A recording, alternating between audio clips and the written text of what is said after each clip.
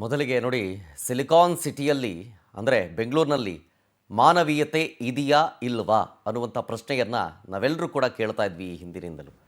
ಮಾನವೀಯತೆ ಇಲ್ಲವೇ ಇಲ್ಲ ಅಂತ ನಾನು ಹೇಳ್ತೀನಿ. ಯಾಕೆಂದರೆ ಅದಕ್ಕೆ ಸಾಕ್ಷಿ ಆಗ್ತಾ ಇದೆ ಇವತ್ತಿನ ನಡೆದಂತಹ ಆ ಒಂದು ಘಟನೆ. ನೋಡಿ, ಆ ವ್ಯಕ್ತಿ ಹೃದಯಾಘಾತದಿಂದ ರಸ್ತೆಯಲ್ಲಿ ಬಿದ್ದು ಒದ್ದಾಡ್ತಾ ಇದ್ರು. ಅವರ ಪತ್ನಿಯೂ ಜೊತೆಲಿದ್ದರು. ದಯವಿಟ್ಟು ಯಾರಾದರೂ ಬಂದು ಸಹಾಯ ಮಾಡಿ ಅಂತ ನೆರವಿಗೆ ಕೇಳಿಕೊಂಡ್ರು. ಒಬ್ಬನೂ ಬರಲಿಲ್ಲ. 34 ವರ್ಷದ ವೆಂಕಟರಮಣನ್ ಬೈಕ್ನಲ್ಲಿ ಹೋಗಬೇಕಾದ್ರೆ ಹೃದಯಾಘಾತ ಆಗಿದೆ. ಪತಿಯನ್ನು ಉಳಿಸ್ಕೊಳ್ಳೋಕ್ಕೆ ರಸ್ತೆಯಲ್ಲೇ ಪತ್ನಿ ಗೋಳಾಡ್ತಾರೆ. ಆ್ಯಂಬುಲೆನ್ಸ್ ಸಿಗ್ತಾ ಇಲ್ಲ, ಜನ ಹೆಲ್ಪಿಗೆ ಬರ್ತಾ ಇಲ್ಲ. ಸ್ಕೂಟರ್ನಲ್ಲೇ ಆಸ್ಪತ್ರೆಗೆ ಹೋಗ್ತಾ ಇತ್ತು ದಂಪತಿ. ಹೋಗಬೇಕಾದ್ರೆ ಕದ್ರಳ್ಳಿ ಬ್ರಿಡ್ಜ್ ಬರುತ್ತೆ. ಆ ಬ್ರಿಡ್ಜ್ ಹತ್ರನೇ ಎದೆ ನೋವು ಕಾಣಿಸ್ಕೊಳ್ಳುತ್ತೆ. ತೀವ್ರ ಅಸ್ವಸ್ಥಗೊಂಡು ಬೈಕ್ನಿಂದ ಬಿದ್ದುಬಿಡ್ತಾರೆ ವೆಂಕಟರಮಣನ್. ಬನಶಂಕರಿ ಥರ್ಡ್ ಸ್ಟೇಜು, ಬಾಲಾಜಿನಗರದ ನಿವಾಸಿ ವೆಂಕಟರಮಣನ್ ಅಂತ. ನೋಡಿ, CCTV ವಿಜುವಲ್ಸ್ ನೋಡ್ತಾ ಇದ್ದೀರಲ್ಲ, ಆಸ್ಪತ್ರೆಗಂತಲೇ ಹೋಗ್ತಾ ಇರ್ತಾರೆ ಅವರು. ಆಸ್ಪತ್ರೆಗೆ ಹೋಗಬೇಕಾದ್ರೆ ಹೃದಯಾಘಾತ ಆಗುತ್ತೆ, ಬೈಕ್ ಓಡಿಸೋಕ್ಕಾಗೋದಿಲ್ಲ, ಬೈಕ್ನಿಂದ ಬಿದ್ದುಬಿಡ್ತಾರೆ. ನೋಡಿ, ಆ CCTV ವಿಜುವಲ್ಸ್ ನೋಡ್ತಾ ಇದ್ದೀರಲ್ಲ, ಸ್ಕೂಟ್ರಿಂದ ಬೀಳೋದದು ಕದ್ರಳ್ಳಿ ಬ್ರಿಡ್ಜ್ ಹತ್ರ, ಬನಶಂಕರಿ ಥರ್ಡ್ ಸ್ಟೇಜು. ಇದಾದ ಮೇಲೆ ಪತ್ನಿ ಬಂದು ನೋಡ್ತಾರೆ. ಅವ್ರಿಗೆ ಹಾರ್ಟ್ ಅಟ್ಯಾಕ್ ಆಗಿರೋದು ಗೊತ್ತಾಗುತ್ತೆ. ಅಕ್ಕಪಕ್ಕದಲ್ಲಿ ಅಂಗಲಾಚ್ತಾ ಇದ್ದಾರೆ, ಬನ್ನಿ ಬನ್ನಿ ಹೆಲ್ಪ್ ಮಾಡಿ. ಅಲ್ಲಿ ನೋಡಿ, ಇಲ್ಲಿ ಅದೊಂದು ಗಾಡಿ ಹೋಯಿತು. ನೆರವಿಗೆ ಆ ಪತ್ನಿ, ಆ ಮಹಿಳೆ ಗೋಳಾಡ್ತಾ ಇದ್ದಾರೆ. ಒಬ್ಬನೂ ಕೂಡ ಬರಲಿಲ್ಲ. ಮುಂದೆ ಒಂದು ಗಾಡಿ ಹೋಯ್ತು, ಅದು ನಿಲ್ಲಿಸಲಿಲ್ಲ. ಬೈಕ್ ಹೋಗ್ತಾ ಇತ್ತು, ಅದು ನಿಲ್ಲಿಸಿಲ್ಲ. ಅಂಗಲಾಚ್ತಾ ಇದ್ದಾರೆ ಆ ಮಹಿಳೆ. ಇನ್ನೊಂದು ಕಾರು ಹೋಯ್ತು, ನಿಲ್ಲಿಸಲಿಲ್ಲ. ಕನಿಷ್ಠ ಪಕ್ಷ ಏನಾಯಿತು ಅನ್ನೋ ಕೇಳುವಂಥ ಗೋಜಿಗೂ ಯಾವೊಬ್ಬ ವ್ಯಕ್ತಿಯೂ ಕೂಡ ಹೋಗಲಿಲ್ಲ. ಪಾಪ ಪತ್ನಿ ಒದ್ದಾಡ್ತಾ ಇದ್ದಾರೆ.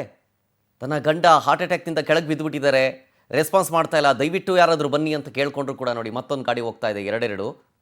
ಅಟ್ಲೀಸ್ಟ್ ಈಗ ಹೆಂಗಾಗೋಗಿದೆ ಅಂತಂದರೆ ನೋಡಿ, ಒಂದು ಗಾಡಿಯನ್ನು ಸ್ಲೋ ಮಾಡ್ತಾರೆ. ಅಲ್ಲಿ ಕೇಳ್ಕೊಳಕ್ಕೆ ಅಂತ ಹೋದ್ರೂ ಆ ಗಾಡಿನೂ ನಿಲ್ಲಿಸೋದಿಲ್ಲ. ಹೆಂಗಾಗಬೇಡ ಆ ಮಹಿಳೆಯ ಪರಿಸ್ಥಿತಿ ಆ ಕ್ಷಣಕ್ಕೆ. ಇಡೀ ಸಮಾಜದ ಮೇಲೆ ದ್ವೇಷ ತುಂಬಿಡುತ್ತಾಗ. ತನ್ನ ಪತಿ ಹಾರ್ಟ್ ಅಟ್ಯಾಕ್ನಿಂದ ಗಾಡಿಯಿಂದ ಬಿದ್ದು ಪ್ರಜ್ಞಾಹೀನ ಪರಿಸ್ಥಿತಿಯಲ್ಲಿದ್ದಾರೆ. ಜನರನ್ನು ನಾನು ಕೇಳ್ಕೊಳ್ತಾ ಇದ್ದೀನಿ, ಯಾವೊಬ್ಬ ನರಪಿಳ್ಳೆಯೂ ಕೂಡ ಬರ್ತಾ ಇಲ್ಲ ಅಂದಾಗ ಆ ಸಮಾಜದ ಮೇಲೆ ಆ ಮಹಿಳೆಗೆ ಯಾವ ರೀತಿಯಾಗಿ ಬರ್ಬೋದು ಥಿಂಕಿಂಗು? ಸಮಾಜದಲ್ಲಿರುವ ಎಲ್ಲರ ಮೇಲೂ ಕೂಡ ದ್ವೇಷ ಹುಟ್ಟುಬಿಡುತ್ತೆ. ಅಷ್ಟು ಅಂಗಲಾಚಿ ಬೇಡ್ಕೊಂಡ್ರೂ ಕೂಡ ಯಾವೊಬ್ಬನೂ ಬರಲಿಲ್ವಲ್ಲ ಅಂತ. ಆಮೇಲೆ ಒಪ್ಕೊಳ್ತೀನಿ, ಬೆಂಗಳೂರಿನಲ್ಲಿ ಇತ್ತೀಚೆಗಾಗಿರುವಂಥ ಒಂದಷ್ಟು ಘಟನೆಗಳ ಬಗ್ಗೆ ಮೆಲುಕು ಹಾಕೋದಾದರೆ ಜನರಿಗೆ ಸ್ವಲ್ಪ ಭಯ ಕೂಡ ಇದೆ. ಯಾಕೆಂದರೆ ಇದು ಬೆಳಗಿನ ಜಾವ ಆಗಿದ್ದು, ಸುಮಾರು ಒಂದು 5-5:30 ಅಷ್ಟೊತ್ತಿಗೆ ಮೋಸ್ಟ್ ಪ್ರಾಬಬ್ಲಿ ಅರ್ಲಿ ಮಾರ್ನಿಂಗ್ ಆಗಿದ್ದು. ನೋಡಿ, ಈ ಮೃತ ವ್ಯಕ್ತಿ ಇವರೇನೆ, ವೆಂಕಟರಮಣ ಇವರೇನೆ ಬೈಕ್ನಲ್ಲೂ ಹೋಗ್ತಾ ಇದ್ದವರು. ಹಾರ್ಟ್ ಅಟ್ಯಾಕ್ ಆಗಿ ತೀರೋಗಿದ್ದಾರೆ. ಇತ್ತೀಚೆಗೆ ನಾನು ಹೇಳ್ತಾ ಇದ್ದೆ, ಅರ್ಲಿ ಮಾರ್ನಿಂಗ್ 5-5:30 ಅಷ್ಟೊತ್ತಿಗೆ ಆಗಿದ್ದು. ಯೂಶ್ವಲಿ ಹೆಂಗಾಗ್ಬಿಡುತ್ತೆ, ಸಿಲಿಕಾನ್ ಸಿಟಿ ಅನ್ನುವಂಥ ಈ ದೊಡ್ಡ ಊರಿನಲ್ಲಿ ರೋಡ್ ರೇಜ್ ಕೇಸ್ಗಳು ಜಾಸ್ತಿ ಆಗುತ್ತೆ. ಅಥವಾ ಯಾರೋ ಒಬ್ಬರು ಈ ರೀತಿಯಾಗಿ ಆಕ್ಸಿಡೆಂಟ್ ಆಗಿದೆ ಅಂಥೇಳಿ ಗಾಡಿ ನಿಲ್ಲಿಸಿ ರಾಬ್ರಿ ಮಾಡಿಬಿಡ್ತಾರೆ ಅನ್ನುವಂಥ ಭಯ ಇದ್ದೇ ಇರುತ್ತೆ. ನೋಡಿ, CCTV ಟೈಮಿಂಗ್ಸ್ ಕಾಣಿಸ್ತಾ ಇದೆ, 4:20 ಅಂತ ತೋರಿಸ್ತಾ ಇದೆ ಟೈಮಿಂಗ್ಸಲ್ಲಿ. ಶನಿವಾರ 4:21 ಅಂತ ಅರ್ಲಿ ಮಾರ್ನಿಂಗ್. ಆ ಸಂದರ್ಭದಲ್ಲಿ ಆಗಿರೋದಿದು. ಆಬ್ವಿಯಸ್ಲಿ ಒಂದು ಥಾಟ್ ಅಂತೂ ಬಂದೇ ಬರುತ್ತೆ. ಓಕೆ, ನಾನು ಒಪ್ಕೊಳ್ತೀನಿ. ಆದರೆ ಅಲ್ಲಿ ಜನ ಓಡಾಡ್ತಾ ಇದ್ದಾರಲ್ಲ, ಯಾವುದೋ ಒಂದು ಗಾಡಿ ಹೋಯ್ತಾ ಅಲ್ಲಿ? ಇಲ್ಲ. ಒಬ್ಬ ಗಾಡಿ ನಿಲ್ಲಿಸಿದ್ದೀರಾ, 5-6 ಗಾಡಿ ನಿಲ್ತಾ ಇತ್ತಾ ಅಲ್ಲಿ? ಅಲ್ಲಿ 2 ಕಾರು ಹೋಯ್ತು ಒಟ್ಟಿಗೆ. ಒಬ್ಬ ನಿಲ್ಲಿಸಿದ್ರೆ ಹಿಂದ್ಗಡೆ ಒಬ್ಬ ಇದ್ದಾನೆ, ನನಗೆ ಸಪೋರ್ಟ್ಗಾದರೂ ಬರ್ಬೋದು, ನಾನು ನಿಲ್ಲಿಸೋಣ, ಎಲ್ಲರೂ ನಿಲ್ಲಿಸ್ತಾರೆ, ಆ ರೀತಿಯಾದಂಥ ಯೋಚನೆನೂ ಬರಲಿಲ್ಲ. ನಮಗೆ ಯಾಕೆ ಬೇಕು ಅಂತ ಅಸಡ್ಡೆ ಭಾವನೆ ಬಂದ್ಬಿಟ್ಟಿದೆ.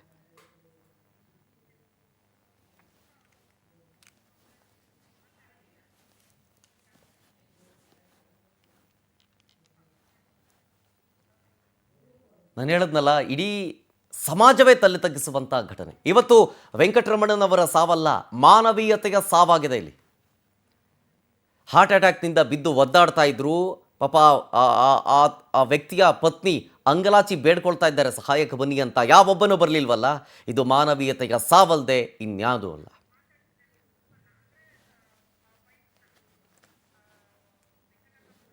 ನಮ್ಮ ಪ್ರತಿನಿಧಿ ವರ್ಷಿತಾ ತಾಕೇರಿ ವೆಂಕಟರಮಣನ್ ಅವರ ಪತ್ನಿ ರೂಪಾ ಅವರನ್ನು ಮಾತನಾಡಿಸಿದ್ದಾರೆ. ಆ್ಯಕ್ಚುಲ್ ಆಗಿ ಆ ಸ್ಥಳದಲ್ಲಿ ಏನಾಯಿತು, ಯಾಕೆ ಯಾರೂ ಬರಲಿಲ್ಲ, ಅದೆಲ್ಲವನ್ನು ಕುರಿತು ಅವ್ರನ್ನ ಮಾತನಾಡಿಸಿದ್ದಾರೆ. ಬನ್ನಿ ತೋರಿಸ್ತೀನಿ. ಮನ ಕುಲುಕುವಂತಹ ಘಟನೆ ನಡೆದಿರುವಂಥದ್ದು. ಎಲ್ಲೋ ಒಂದು ಕಡೆ ಆ, ಮಾನವೀಯತೆನ ಮರತ್ರ ನಮ್ಮ ಬೆಂಗಳೂರು ಮಂದಿ ಅನ್ನುವಂಥದ್ದು ಕೂಡ ಕಾಡ್ತಾ ಇದೆ. ನಡು ರೋಡಲ್ಲಿ ಆಕ್ಸಿಡೆಂಟ್ ಆಗುತ್ತೆ, ಹಾರ್ಟ್ ಅಟ್ಯಾಕ್ ಆಗುತ್ತೆ, ಆದರೂ ಕೂಡ ಯಾರೊಬ್ಬರೂ ಕೂಡ ಗಾಡಿಯನ್ನು ನಿಲ್ಲಿಸಲ್ಲ. ಇಫ್ ಇನ್ ಕೇಸ್ ಯಾರಾದರೂ ಗಾಡಿ ನಿಲ್ಲಿಸಿದ್ರೆ ಒಂದು ಜೀವ ಉಳಿತಾ ಇತ್ತು. ಸದ್ಯ ಈ ಕುರಿತು ಮಾತನಾಡೋದಕ್ಕೆ ಮೃತರ ಪತ್ನಿ ನಮ್ಮ ಜೊತೆ ಇದ್ದಾರೆ, ಮಾತಾಡಿಸ್ತಾ ಹೋಗ್ತೀನಿ. ಮೇಡಮ್, ಈ ಒಂದು ಸಂದರ್ಭದಲ್ಲಿ ನಿಮ್ಮನ್ನ ಮಾತಾಡಿಸ್ಲಿಕ್ಕೆ ನಮಗೂ ಕೂಡ ಬೇಜಾರಾಗುತ್ತೆ. ಆದರೂ ಕೂಡ ಆ ಸಂದರ್ಭದಲ್ಲಿ ನೀವು ಅಷ್ಟು ಅಂಗ್ಲಾಚ್ ಕೇಳ್ಕೊಳ್ತೀರಾ, ಯಾರೂ ಬರಲಿಲ್ಲ. ಏನಾಯ್ತು ಮೇಡಮ್ ಅವತ್ತು ಘಟನೆ? ಆ್ಯಕ್ಚುಲಿ 3:30 ಆಯಿತು. ಇದು 3:30ಗೆ ನೋವು ಬಂತು ಅಂದರು ಮೇಡಮ್. ವಾಮಿಟ್ ಮಾಡಿದ್ರು. ಯಾವಾಗ ಅವ್ರು ಗ್ಯಾಸ್ಟ್ರಿಕ್ ಆದರೆ ವಾಮಿಟ್ ಮಾಡ್ತಾರೆ, ಏನೇನೋ ಅಂದರು. ವಾಮಿಟ್ ಮಾಡಿದ ತಕ್ಷಣ ಬಿಸಿ ನೀರು ಇಡಕ್ಕೆ ಹೇಳಿದ್ರು. ಅವ್ರು ನನ್ನನ್ನು ಎಬ್ಬಿಸಿಲ್ಲ, ಬರೀ ವಾಮಿಟ್ ಮಾಡಿದ್ರು. ನನಗೇನೇ ಸೌಂಡ್ ಅಂತ ಎದ್ದು ಬಂದೆ. ನಾನು ಬೈದೆ, ಯಾಕೆ ಇಷ್ಟು ಜೋರಾಗಿ ವಾಮಿಟ್ ಮಾಡಿದೆ ಅಂತ. ಬೈದ ತಕ್ಷಣ ಆಚೆ ಬಂದು ಮಾಡಿದ್ರು. ಮಾಡಿದ ತಕ್ಷಣ ಬಂದು ಎದೆ ನೋವು ಅಂದರು. ಎದೆ ನೋವು ಅಂತ ಬಿಸಿ ನೀರು ಇಟ್ಟೆ. ಬಿಸಿ ನೀರು ಇಡೋಕ್ಕೆ ಮುಂಚೆ ಗ್ಯಾಸ್ ಆಫ್ ಮಾಡಿಲ್ಲ. ಅವ್ರ ಗಾಡಿ ತೊಗೊಂಡು ಇಷ್ಟು ದೂರ ಬಂದುಬಿಟ್ರು. ನಾನು ಹೋಗ್ತೀನಿ, ನೀನು ಬರಬೇಡ ಅಂತ. ಇರು ನಿಮ್ಮ ಅಕ್ಕಂಗೆ ಹೇಳ್ತೀನಿ ಬರ್ತಾರೆ ಇರಂದರೆ, ನನಗೆ ಯಾರು ಬೇಡ ಅಂತ ಗಾಡಿ ತೊಗೊಂಡು ಹೋದ್ರು ಆಚೆ. ನೋವಂತ ನಾನು ಆಮೇಲೆ ಬಂದಮೇಲೆ ಇದು ಹುದ್ಬಾ ಹಾಸ್ಪಿಟ್ಲ್ಗೆ ಹೋದ್ವಿ. ಅಲ್ಲಿ ಡ್ಯೂಟಿ ಡಾಕ್ಟರ್ ಇದ್ದಿಲ್ಲ. ಡ್ಯೂಟಿ ಡಾಕ್ಟರ್ ಇಲ್ದಿರೋ ತಕ್ಷಣ ಅವ್ರ ಏರಿಯಾ ಸೆಕ್ಯೂರಿಟಿ ಬಂದು ರೀಲೈಫ್ ಹಾಸ್ಪಿಟ್ಲ್ಗೆ ಹೋಗೋಕೆ ಹೇಳಿದ್ರು. ರೀಲೈಫ್ ಹಾಸ್ಪಿಟ್ಲ್ಗೆ ಹೋದ್ವಿ. ಅಲ್ಲಿ ECG ಎಲ್ಲ ತೆಗೆದ್ರು.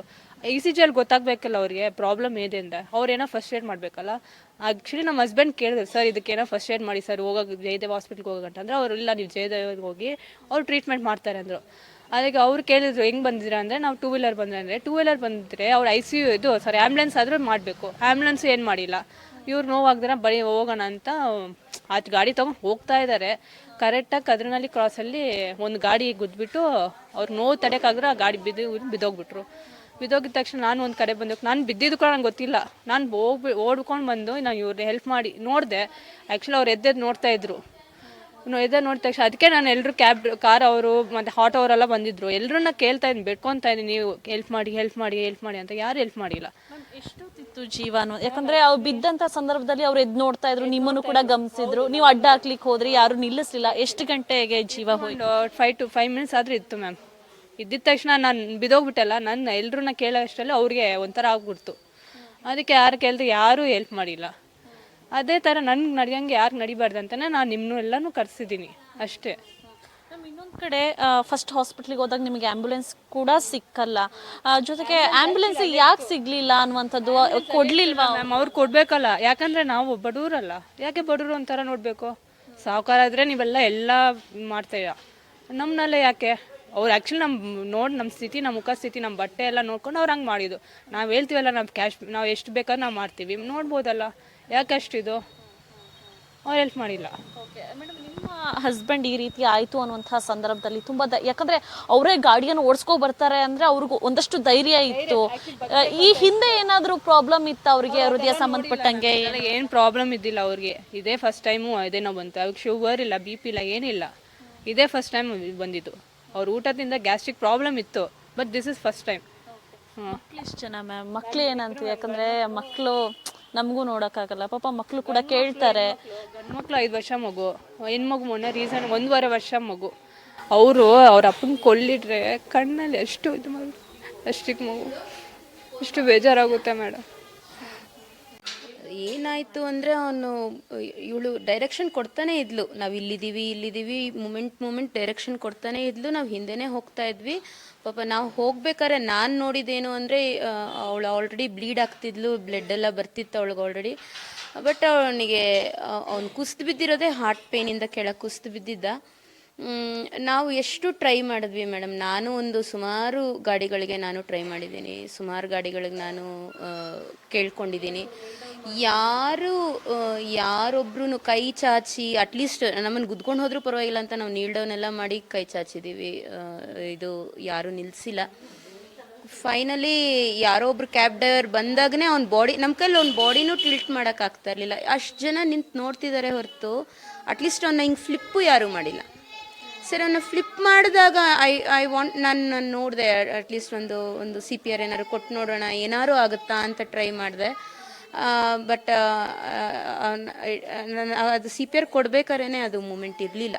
ಅದು ಗೊತ್ತಾಗ್ತಿತ್ತು, ಹಂಗೂ ಟ್ರೈ ಮಾಡಿದೆ. ಹೆಂಗೋ ಅದು, ಯಾಕಂದರೆ ಏಜು ಒಂದು ಎಲೆಕ್ಟ್ರಿಕ್ ಶಾಕ್ ಥರ ಏನಾರು ಆದರೆ ಅವ್ನು ಹೆಂಗಾರು ಉಳಿತಾನೆ ಅಂತ ತುಂಬ ಟ್ರೈ ಮಾಡಿದ್ವಿ. ಬಟ್ ಇದು ಏನು ಕೇಳ್ಕೊತಾ ಇದ್ದೀವಿ ಅಂದರೆ, ನಮಗೇನು ಇಲ್ಲ ಮ್ಯಾಮ್, ಇದರಿಂದ ಏನಿಲ್ಲ.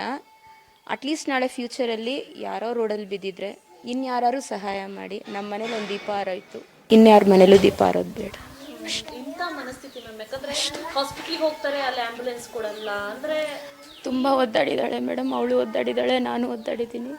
ಅವನು ಅದಕ್ಕೆ ಮೇಲೆ ಅವನ ಜೀವ ಉಳಿಸ್ಕೋಬೇಕು ಅಂತ ತುಂಬ ಟ್ರೈ ಮಾಡಿದ್ದಾನೆ, ತುಂಬ ಆಸೆ ಬಿದ್ದಿದ್ದಾನೆ. ಅವನು ಈ ಮಕ್ಳಿಗೋಸ್ಕರ ಹೇಗೂ ಉಳಿಬೇಕು ಅಂತ ಆಸೆ ಬಿದ್ದಿದ್ದಾನೆ.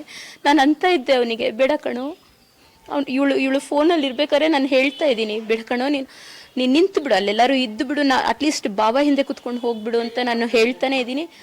ಇಲ್ಲ, ನೀವು ಬರೋ ಅಷ್ಟು ಲೇಟ್ ಆಗುತ್ತೆ. It was his last words ಅವನದು.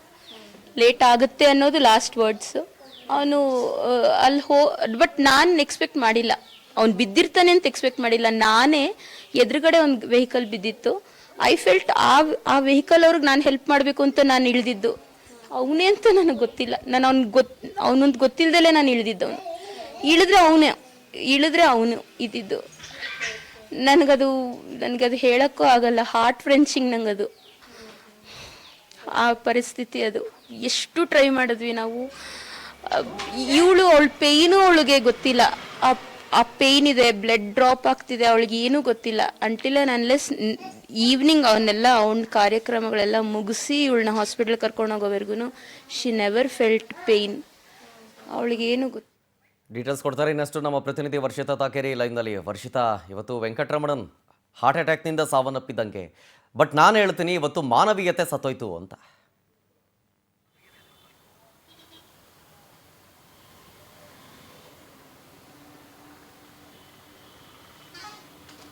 ವರ್ಷಿತಾ, ನನ್ನ ಧ್ವನಿ ಕೇಳಿಸ್ತಾ ಇದ್ರೆ? ನಾನು ಹೇಳಿದೆ ಇವತ್ತು ವೆಂಕಟರಮಣನ್ ಹಾರ್ಟ್ ಅಟ್ಯಾಕ್ನಿಂದ ರಸ್ತೆಯಲ್ಲಿ ಬಿದ್ದರೂ ಯಾವೊಬ್ಬ ವ್ಯಕ್ತಿಯೂ ಕೂಡ, ಒಬ್ಬ ನರಪಿಳ್ಳೆಯೂ ಕೂಡ ಬರಲಿಲ್ಲ. ಏನಾಯಿತು, ಹೇಗಿದೆ ಪರಿಸ್ಥಿತಿ, ಏನಾಗಿದೆ ಅಂತ ಕೇಳಕ್ಕೆ ಒಬ್ಬನೂ ಬರಲಿಲ್ಲ. ಇವತ್ತು ನಾನು ಹೇಳ್ತಾ ಇದ್ದೆ ವೆಂಕಟರಮಣನ್ ಹಾರ್ಟ್ ಅಟ್ಯಾಕ್ನಿಂದ ಸತ್ತಿದ್ದಲ್ಲ ಅಂತ, ಜೊತೆಗೆ ಇದು ಮಾನವೀಯತೆಯಿಂದ ಸತ್ತಿದ್ದು ಅಂತ. ಘಟನೆ ನಡೆದಿರುವಂಥದ್ದು. ಯಾಕಂದ್ರೆ ಸಾಮಾನ್ಯವಾಗಿ ಗೊತ್ತಾ ಇದೆ ನಮ್ಮ ಬೆಂಗಳೂರು ಎಷ್ಟರ ಮಟ್ಟಿಗೆ ಡೆವಲಪ್ಮೆಂಟ್ ಆಗ್ತಾ ಇದೆ, ಜೊತೆಗೆ ಎಷ್ಟೋ ಆಸ್ಪತ್ರೆಗಳು ಇನ್ನೂ ಕೂಡ ಬೆಂಗಳೂರಿನಲ್ಲಿ ತಲೆ ಎತ್ತುತ್ತಾನೆ ಇದೆ. ಆದರೆ ಎಲ್ಲೋ ಒಂದು ಕಡೆ ಒಂದು ಎದೆನೋವು ಅಂತನೋ ಅಥವಾ ಎಲ್ಲೋ ಒಂದು ಕಡೆ ನಮಗೆ ಆರೋಗ್ಯ ಸಮಸ್ಯೆ ಆಗ್ತಾ ಇದೆ ಅಂತನೋ ಹಾಸ್ಪಿಟ್ಲಿಗೆ ಹೋದರೆ ಆಂಬ್ಯುಲೆನ್ಸ್ಗಳು ಕೂಡ ಸಿಗದೇ ಇರುವಂತಹ ಸಂದರ್ಭಗಳೂ ಇದೆ ಅನ್ನೋದಕ್ಕೆ ಇದೊಂದು ನೈಜ ಉದಾಹರಣೆ. ಯಾಕಂದರೆ ಈಗ ಹೃದಯಾಘಾತ ಏನಾಗಿದೆ, ಆ ನಡು ರೋಡಲ್ಲಿ ಆ ಹೆಂಡತಿ ಅಷ್ಟೊಂದು ಗೋಗರಿತಾ ಇರ್ತಾಳೆ, ನಿಲ್ಲಿಸಿ ಯಾರಾದರೂ ಬನ್ನಿ ಹೆಲ್ಪ್ ಮಾಡಿ. ಒಂದು ಏನಿಲ್ಲ ಅಂದರೂ 11ರಿಂದ 15ರಷ್ಟು ಗಾಡಿಗಳು ಓಡಾಡುತ್ತೆ ಮೇಯ್ನ್ ರೋಡಲ್ಲೂ ಕೂಡ. ಅದು ಕೂಡ ಜಯದೇವ ರೂಟ್ ಆಗಿರೋದ್ರಿಂದ ಎಲ್ಲೊಂದು ಕಡೆ ಸಾಕಷ್ಟು ಗಾಡಿಗಳು ಕೂಡ ಮುಂಜಾನೆಯ ಸಮಯಕ್ಕೆ ಓಡಾಡುತ್ತೆ, ಆದರೂ ಕೂಡ ಯಾರೂ ಕೂಡ ಆ ಗಾಡಿಯನ್ನು ನಿಲ್ಲಿಸಿಲ್ಲ. ಇನ್ನು ಈ ಘಟನೆ ಏನಾಗಿದೆ ಅನ್ನುವಂಥದ್ದನ್ನು ಕೂಡ ನೋಡಬೇಕಾಗತ್ತೆ. ಯಾಕಂದರೆ ಸರಿಸುಮಾರು 3:15 ಮುಂಜಾನೆ ಸುಮಾರಿಗೆ ಎದೆನೋವು ಕಾಣಿಸ್ಕೊಳ್ಳುತ್ತೆ, ಜೊತೆಗೆ ಒಂದಷ್ಟು ವಾಮಿಟಿಂಗನ್ನು ಮಾಡ್ತಾರೆ. ಅದಾದ ಮೇಲೆ ಇಲ್ಲ ನನಗೆ ಆಗ್ತಾ ಇಲ್ಲ ಅನ್ನುವಂತಹ ಕಾರಣಕ್ಕೆ ತನ್ನ ಮಡದಿಯನ್ನು ಕರ್ಕೊಂಡು ಸೀದಾ ಹಾಸ್ಪಿಟ್ಲಿಗೆ ಹೋಗ್ತಾರೆ. ಖಾಸಗಿ ಆಸ್ಪತ್ರೆಗೆ ಹೋದರೂ ಕೂಡ ಅಲ್ಲಿ ಅವರಿಗೆ ಗೊತ್ತಾಗುತ್ತೆ, ಒಂದಷ್ಟು ECG ಮಾಡುವಂತಹ ಸಂದರ್ಭದಲ್ಲಿ ಇಲ್ಲ ಒಂದಷ್ಟು ವೇರಿಯೇಷನ್ ಆಗ್ತಾ ಇದೆ ಅನ್ನುವಂಥದ್ದು ಕೂಡ ಗೊತ್ತಾಗತ್ತೆ. ಆದರೂ ಕೂಡ ಆಂಬ್ಯುಲೆನ್ಸ್ ವ್ಯವಸ್ಥೆಯನ್ನ ಮಾಡೋದಿಲ್ಲ. ಅಂದರೆ ಅವರ ಹೆಂಡತಿ ರೂಪ ಅವರು ಮಾತಾಡ್ತಾ ಹೇಳ್ತಾ ಇದ್ರು, ನಾವು ಬಡವರು ಅನ್ನುವಂತಹ ಕಾರಣಕ್ಕೆ, ನಮ್ಮಲ್ಲಿ ಬಡತನ ಇದೆ ಅನ್ನುವಂತಹ ಕಾರಣಕ್ಕೆ ನಮಗೆ ಆಂಬ್ಯುಲೆನ್ಸ್ ಕೊಡಲಿಲ್ಲ, ಇಲ್ಲ ಅಂದರೆ ನಾವೇನೋ ಸ್ವಲ್ಪ ಸಿರಿವಂತರಾಗಿದ್ರೆ ನಮಗೆ ಆಂಬ್ಯುಲೆನ್ಸ್ ಕೊಡ್ತಾ ಇದ್ರು, ನನ್ನ ಪತಿದೇವರು ಉಳಿತಾ ಇದ್ರು ಅನ್ನುವಂತಹ ಮಾತುಗಳನ್ನು ಕೂಡ ಹೇಳ್ತಾ ಇದ್ರು. ಹಾಗಾಗಿ ಆಂಬ್ಯುಲೆನ್ಸ್ ಕೊಡದೇ ಇರುವಂತಹ ಕಾರಣಕ್ಕೆ ಸೀದಾ 2 ವೀಲರ್ ತಗೊಂಡು ಜಯದೇವ ಹಾಸ್ಪಿಟ್ಲಿಗೆ ಹೋಗ್ಲಿಕ್ಕೆ ಅಂತ ಇಬ್ರು ಕೂಡ ಬರ್ತಾ ಇರ್ತಾರೆ. ಆದರೆ ಈ ವಿಧಿಯಾಟ ಬೇರೆನೇ ಇತ್ತು ಅಂತ ಅನ್ಸುತ್ತೆ. ಎದೆ ನೋವು ತೀವ್ರವಾಗಿ ಕಾಣಿಸ್ಕೊಂಡಂತಹ ಕಾರಣಕ್ಕೆ ಸೀದಾ ಹೋಗಿ ಇನ್ನೊಂದು ಬೈಕಿಗೆ ಡಿಕ್ಕಿ ಹೊಡಿತಾರೆ. ಡಿಕ್ಕಿ ಹೊಡೆದಂತಹ ಪರಿಣಾಮವಾಗಿ ಇಬ್ಬರೂ ಕೂಡ ನೆಲದ ಮೇಲೆ ಬೀಳ್ತಾರೆ. ಹೆಂಡತಿಗೂ ಕೂಡ ಸಾಕಷ್ಟು ಪೆಟ್ಟಾಗಿದೆ. ಅದೇ ಸಂದರ್ಭದಲ್ಲಿ ಒಂದಷ್ಟು ಕಡೆಗಳಲ್ಲಿ ತೀವ್ರ ಎದೆನೋವು ಕೂಡ ಕಾಣಿಸ್ಕೊಂಡು ಆ ಸ್ಪಾಟ್ ಡೆತ್ ಕೂಡ ಆಗಿರುವಂಥದ್ದು. ಅಂದರೆ ಬಿದ್ದಂತಹ ಸಂದರ್ಭದಲ್ಲೂ ಕೂಡ ನಾವು ಆ ದೃಶ್ಯಾವಳಿಯನ್ನು ಗಮನಿಸ್ತಾ ಹೋದರೆ ಹೆಂಡತಿ ಕೇಳ್ಕೊಳ್ತಾರೆ, ಅಂಗಲಾಚ್ ಕೇಳ್ಕೊಳ್ತಾರೆ, ಇಲ್ಲ ನಿಲ್ಲಿಸಿ, ಎಲ್ಲೋ ಒಂದು ಕಡೆ ನನ್ನ ಗಂಡನಿಗೆ ಹೃದಯಾಘಾತ ಆಗಿದೆ ಅಂತ. ಕೊನೆಗೆ ಅವರ ಅಕ್ಕ ಕೂಡ ಬಂದು ಮಂಡಿ ಊರಿ ರೋಡ್ನಲ್ಲಿ ಕೂತ್ಕೊಂಡು ಕೇಳ್ತಾರೆ, ಆದರೂ ಕೂಡ ಯಾರೊಬ್ರು ಕೂಡ ನಿಲ್ಲಿಸೋದಿಲ್ಲ. ಒಂದು 10 ನಿಮಿಷ, ಒಂದು 4:20 ಸುಮಾರಿಗೆ ಓರ್ವ ಕ್ಯಾಬ್ ಡ್ರೈವರ್ ನಿಲ್ಲಿಸ್ತಾನೆ. ಆ ಬಳಿಕ ಆಸ್ಪತ್ರೆಗೆ ಕರ್ಕೊಂಡು ಹೋಗ್ತಾರೆ, ಆದರೂ ಕೂಡ ಜೀವ ಉಳಿಯೋದಿಲ್ಲ. ಎಲ್ಲೊಂದ್ ಕಡೆ ನಮ್ಮ ಬೆಂಗಳೂರಲ್ಲಿ ಈ ರೀತಿ ಆಗ್ತಾ ಇದೆ ಅನ್ನುವಂಥದ್ದು ನಿಜಕ್ಕೂ ಬೇಸರದ ಸಂಗತಿ. Thank you Varshitha.